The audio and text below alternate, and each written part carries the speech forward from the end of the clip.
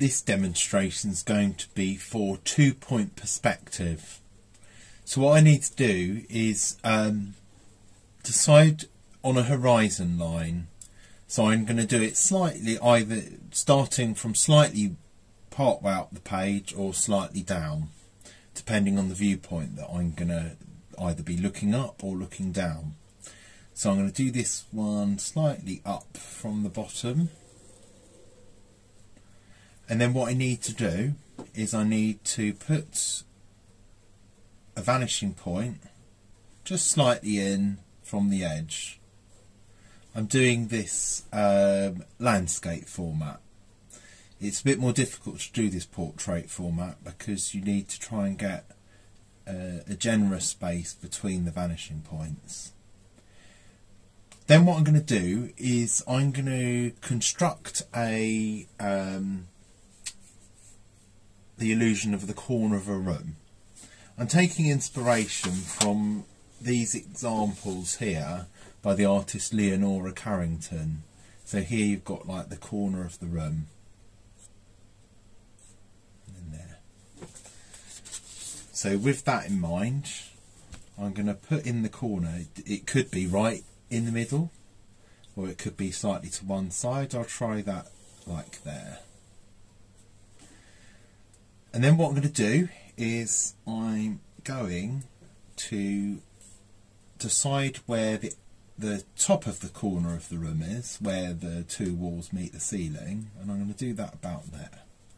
So I'm going to lead that back to the right hand vanishing point, and I'm going to come out that way, and then from the left hand vanishing point to that point there, it needs to cross. So I'll take that back first.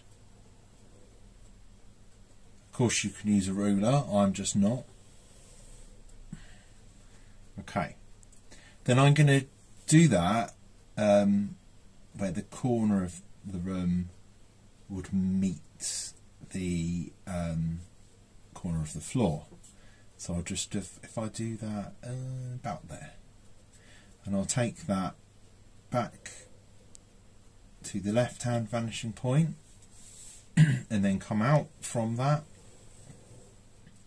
and then from that point there back to the right hand vanishing point, and then coming out. Okay, so you might not be able to see it yet, but I do have the corner of a room, which is constructed according to these two vanishing points. Okay, now because our theme is windows, mirrors and doors, I'm going to start by adding a door in. So maybe over here might be quite good. So a bit like when we did the single point perspective, I'm going to add in my first vertical and then my second.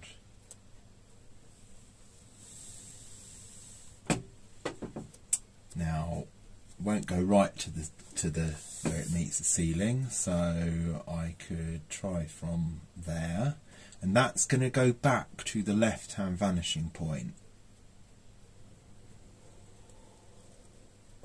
and then I'll come out from there. Now I've got my door shape.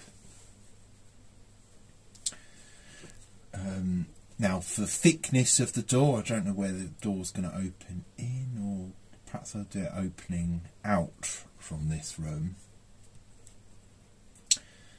And I'm going to take from that corner there, or where the door edge, and I'm going to take it back to the right hand vanishing point, and I'm going to do that from there as well.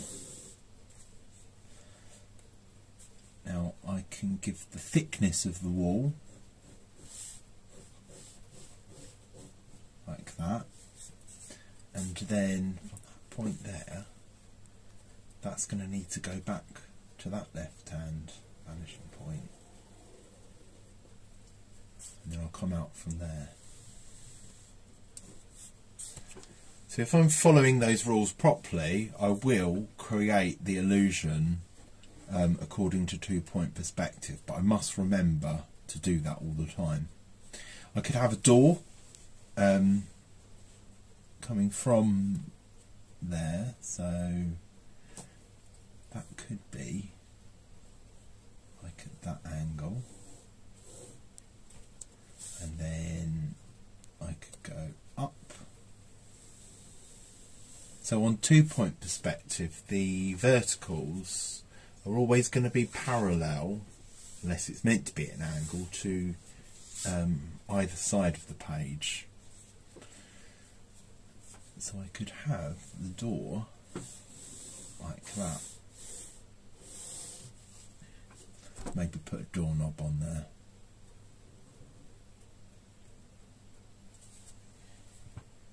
Okay. Now, windows. I could do that over on this side. So, I could decide maybe the window would be the same height as where the door would stop. So if I take that back to the corner, that point there, would that be too low? Might be. I'm going to go a bit higher. I think that would look better if I do that. So I'll put in the side of the window, how far away from the corner of the room I want it to be. Say like that. And that'll be the top of the window, the top right hand corner. And I'm going to take that back to the right hand vanishing point. And then I'll come out. And then where the window sill would be, the bottom of the window, I'll do it about there.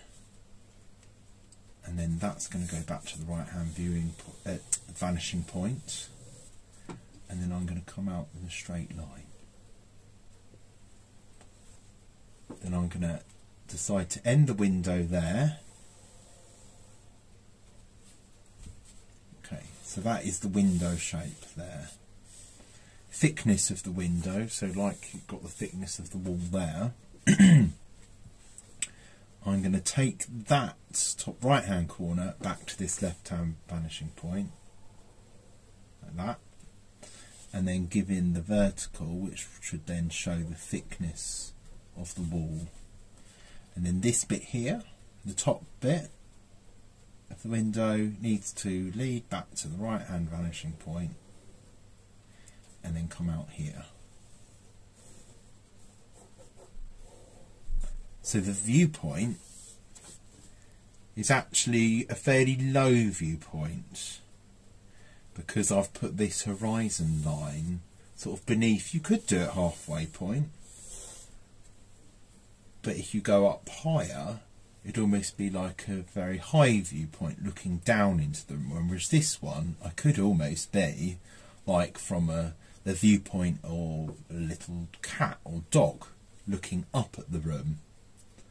Or if I put the horizon line much higher, which I'll do an example of that as well, it would almost be like as if it's the viewpoint from a fly that's looking down on the room as it's buzzing around the room.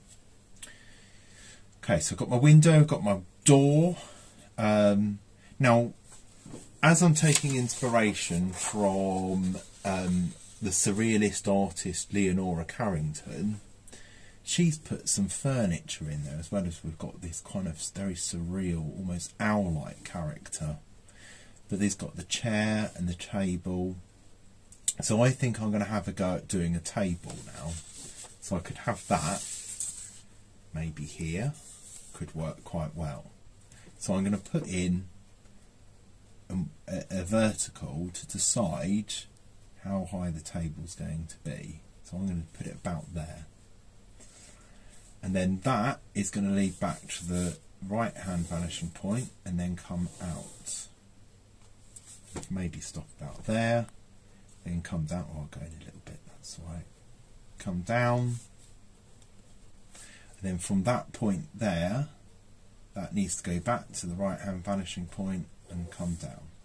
So it's kind of going off the edge of the page there. Then this side, because I'm going to do it as a squared, a table that's at right angle to the walls, I'm going to take this back to the left hand vanishing point, and then I'm just going to, because you might have this happening, it's actually going slightly off the page, so I need to make this perspective line, it's as if it would meet there, but I'm not actually drawing it. So then my table is here. So then I could put in the table legs, so give a bit of thickness to them, and because this leg's a bit, it's closer to us, the thickness there, I'm going to say almost double that, and then I'll do that around the corner, and then this one's a bit further away, like that. Now with this bit I'm going to see, because it's going to see both two facets of that table leg, as I've done here, and I need to do that one there as well.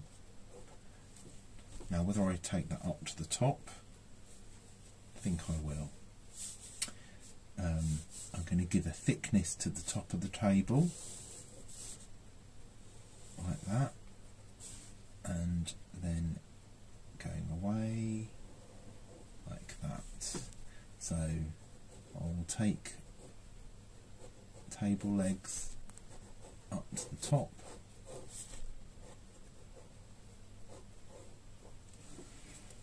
now I might possibly see the fourth leg, because I've only drawn 3 at the minute. So from the top left hand slightly further away corner, I'm going to take that to the right hand vanishing point, like that, and then I'll do the opposite with the front right hand corner of the table, like that. Now I'm actually seeing the underside of the table here, but I think I would just about see the furthest away table leg, like that.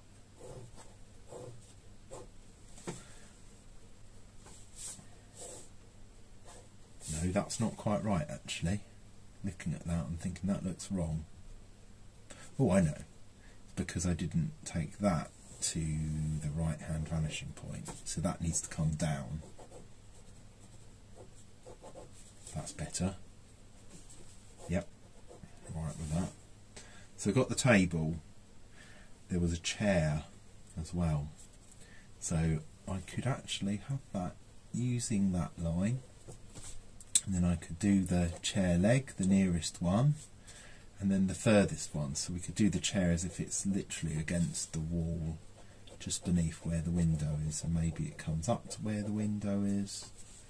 And think about the height of the table, the height of the chair, so that would go under the table there. That's going to go back to the right hand viewing point, the vanishing point, and the bottom of that nearest chair leg, again that's going to go back to the right hand vanishing point. The top of that nearest leg, which will then form the seat, that's going back to the left hand, so that's the seat. Then I'm going to do the front right leg, I need to take that back to the left hand vanishing point, that's right.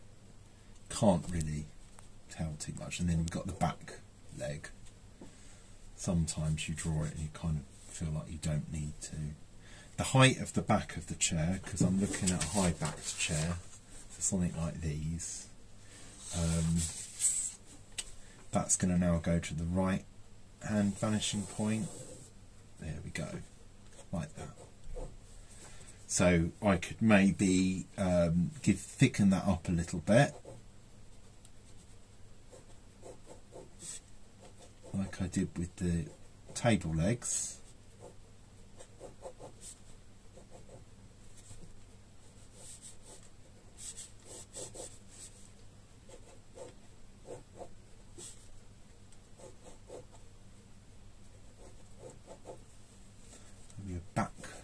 the chair.